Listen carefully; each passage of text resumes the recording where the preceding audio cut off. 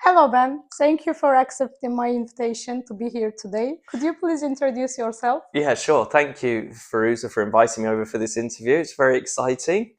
My name's Ben, and I'm from the UK, and I've been teaching in Gdansk for the last few months. But I have lived in Poland for 4 years before this as well, so I had a little gap between now and then.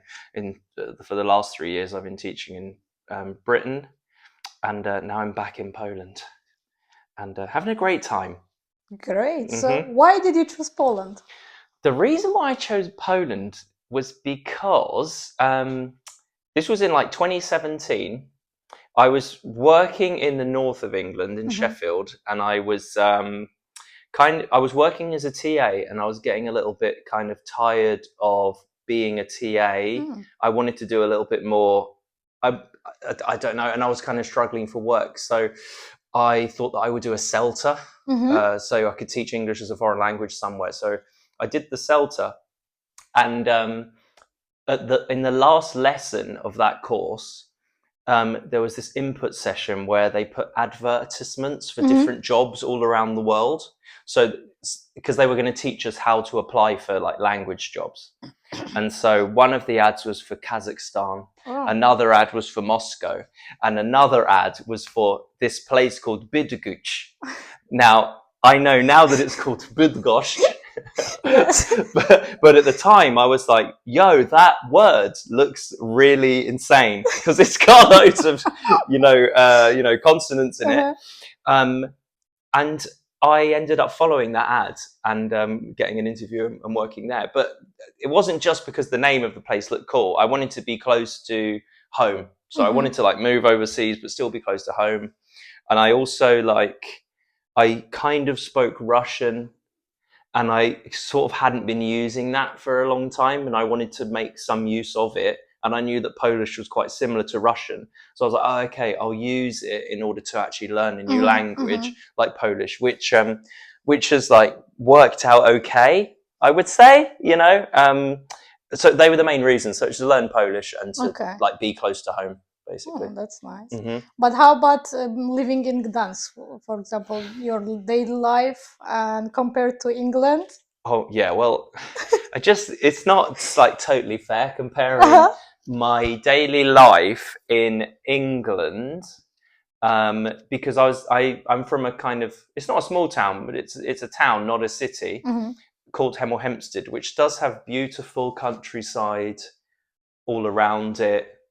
It is close to London, so if you want to get into London and do cool stuff there, like go to gigs and go to different screenings of like films that don't usually get shown in all over the place, if you want to do that, that's good. But as a town, in your immediate environment, there isn't like a great deal of things to do, I would say. Where, I mean, it's okay. But Gdansk is just kind of insane, in my opinion. I mean, like, to begin with, the first thing that got me was like, it is literally on the coast. The sea is right there. And I could probably get a flat like within 10 minutes walk off the sea. That was just a massive game changer for me. That was impossible in the town that I was growing up in. Obviously you can do that in the UK, but for my town, not so much. And then there's like travel, you can get to all sorts of places because the Mevo situation, I used a Mevo bike to get to this very interview. So highly recommend. The only problem is check that the station that you're going to isn't full. Otherwise you're gonna have to spend 10 zloty. It's not, so you have to pay 10 zloty just to dump it there. So that kind of thing. There's loads of like cinemas in the location. There's like that Club Jacques place, which is crazy. So I know you love Club Jacques. I went there on Friday to see Anora, and it was just amazing because it's a single screen. They've got like David Lynch posters on the walls and like loads of magazines in there, and it's like a cafe. It's really cool. So there's a lot of culture going on, loads of stuff to do outside. But what about Gdansk or Bydgoszcz? Which one would you choose? I've been thinking about this a lot, and I think the first thing I want to say is that Bydgoszcz gets a bad rap as far as stuff that you can do there. I know there are other comments to make, but keeping it to what you can do there. There's like the river, there's like rowing you can do, there's ice skating, there's Mishinchinek, which is like a great like park with forests and all that. There are museums. It's pretty happening, and there's great like restaurants, and it's like slightly more affordable as well. But I think Gdansk kind of wins because it's on the sea, and the social history is like really cool. Obviously, there's social history basically everywhere in Poland. Yeah.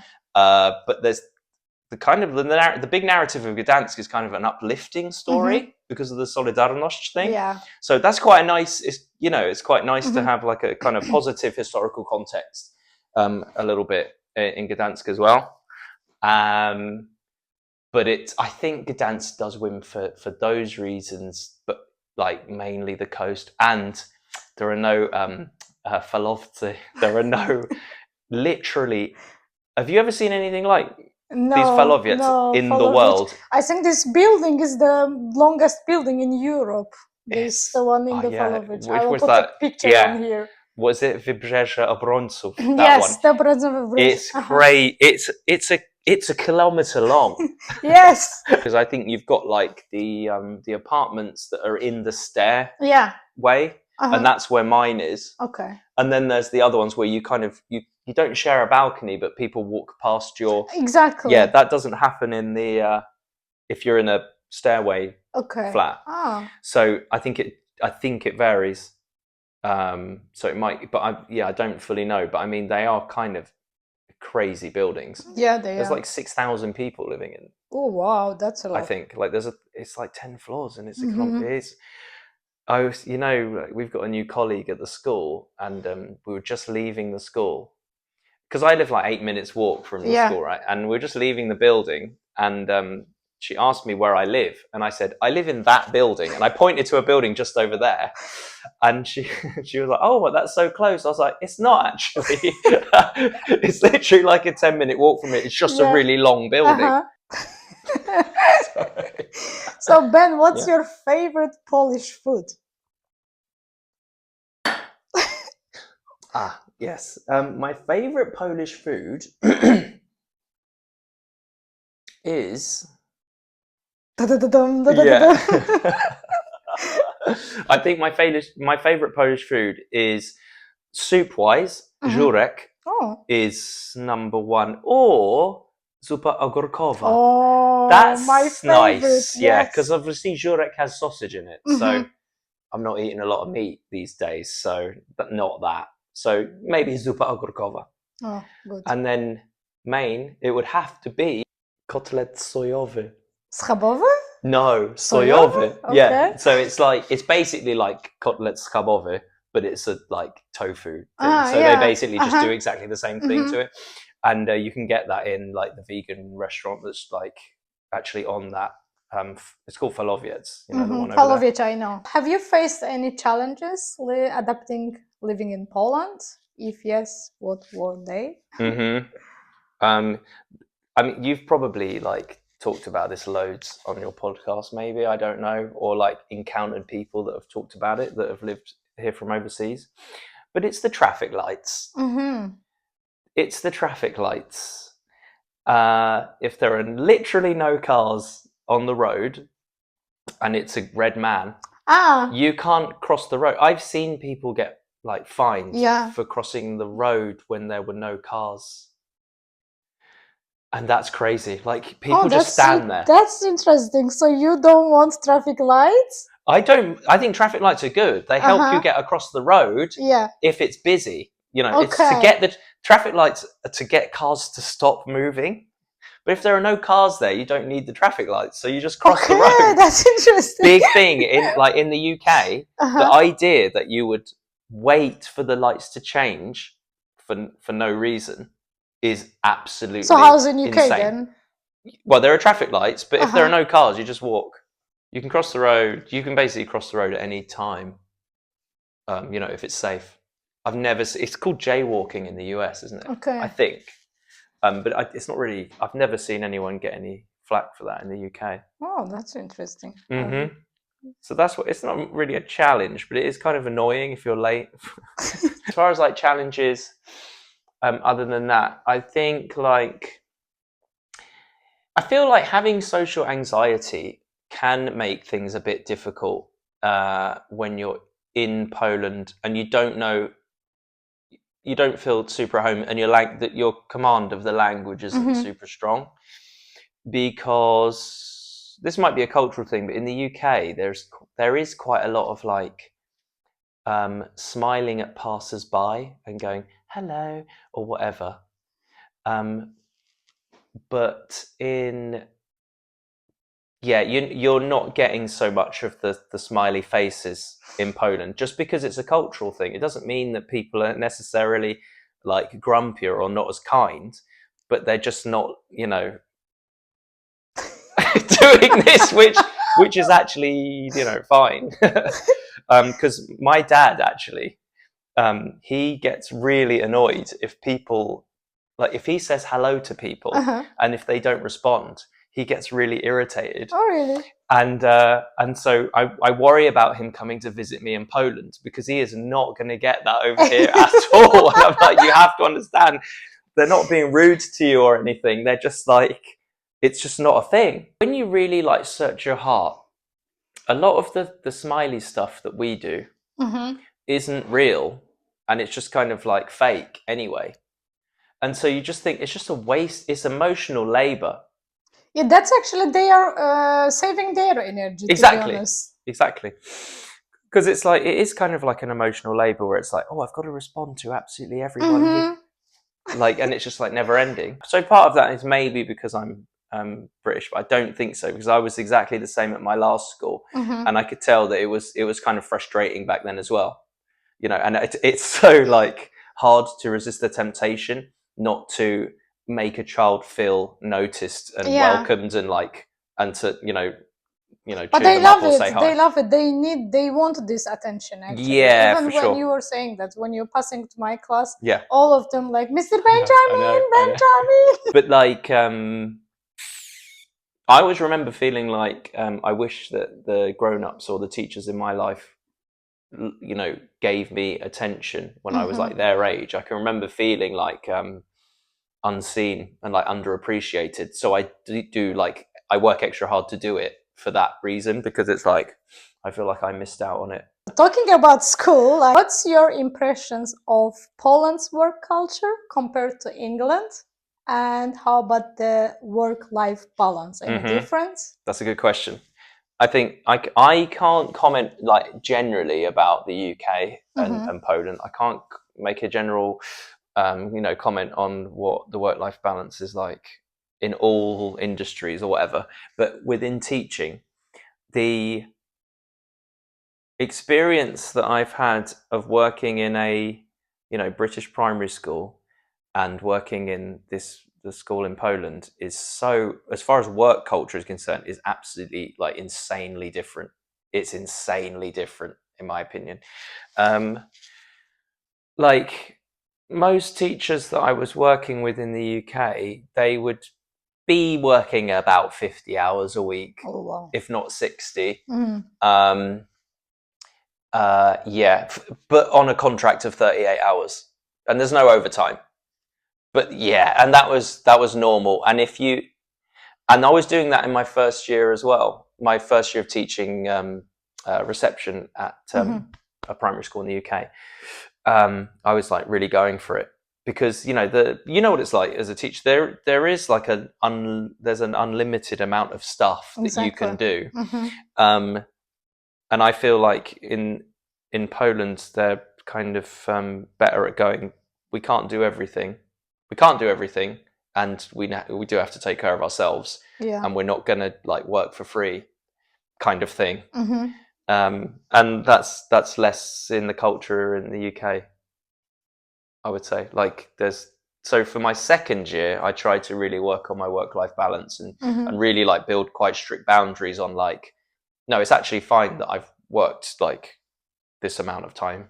How about like working at the weekends, emailing, answering the emails to parents, or did you have anything like this in Even in UK? my first year, because I was doing like in my first year, I was doing like 10-hour days or like more.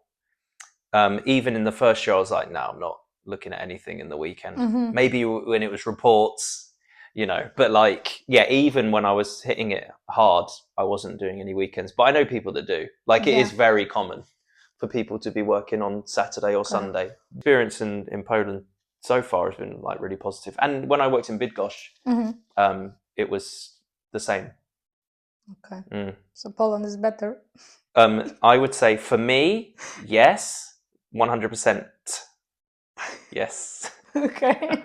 And how's your work-life balance here in Poland?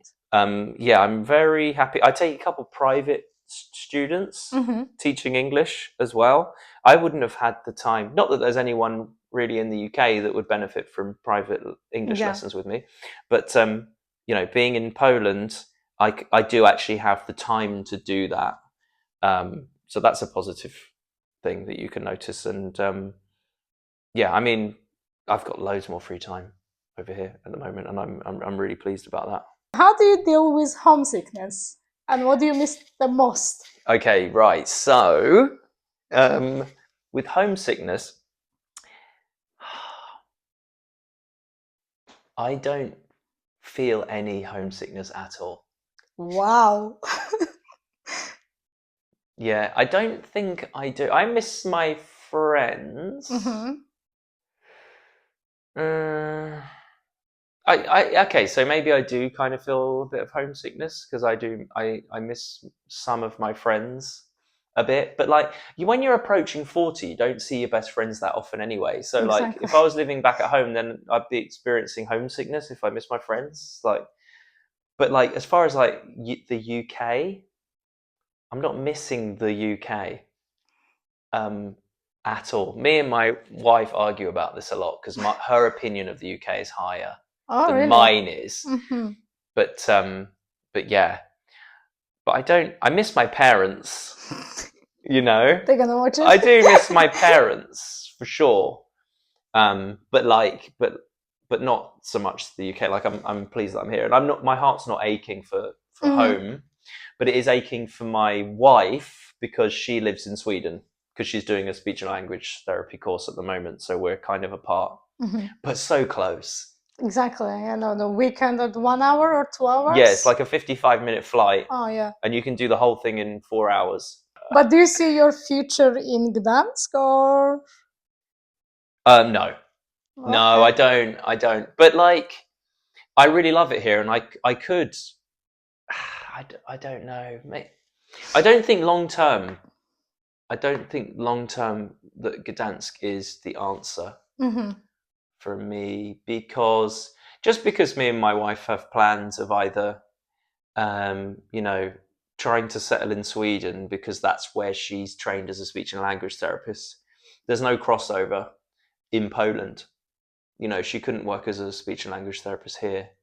Oh, that's interesting. But she's studying in Swedish or in English? Yeah, she's studying in Swedish. Oh, wow. Yeah, but there is crossover with the with England. Okay. So if she wanted to go to England, she could do like a little qualification, Mm-hmm. and that would make it so that she could practice there.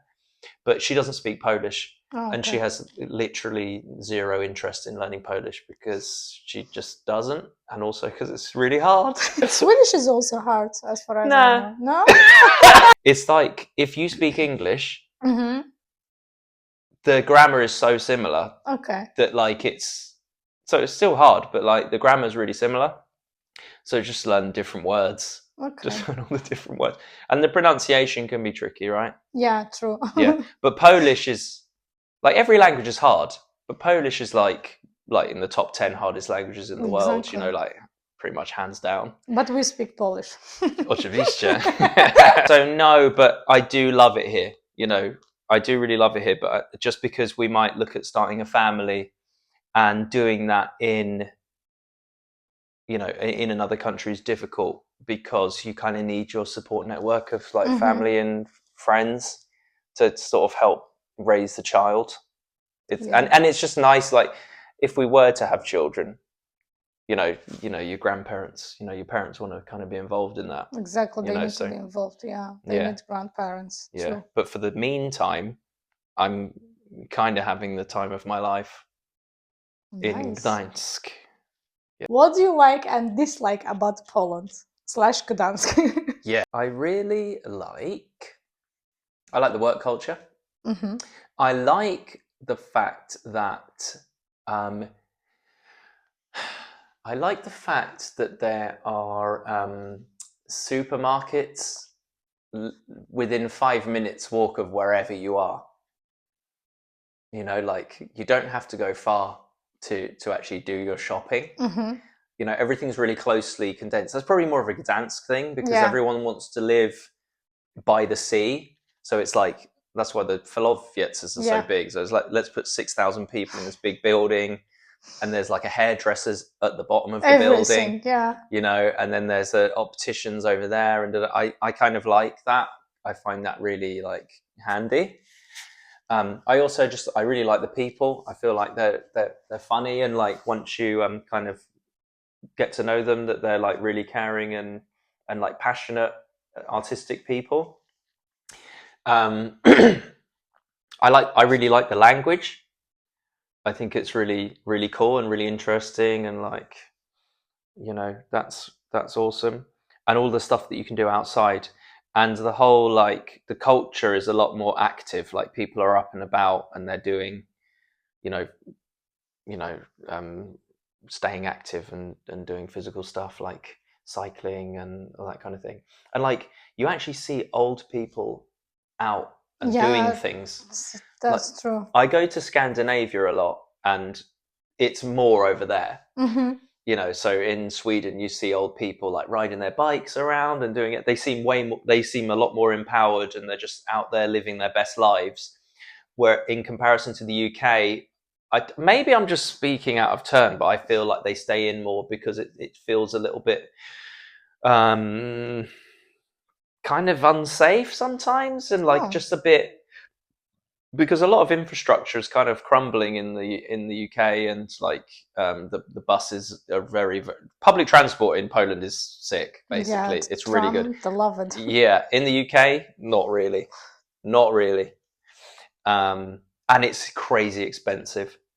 And so, I can't think of the right word, but it feels a bit more chaotic in the UK. So I feel like the elderly feel like safer at home.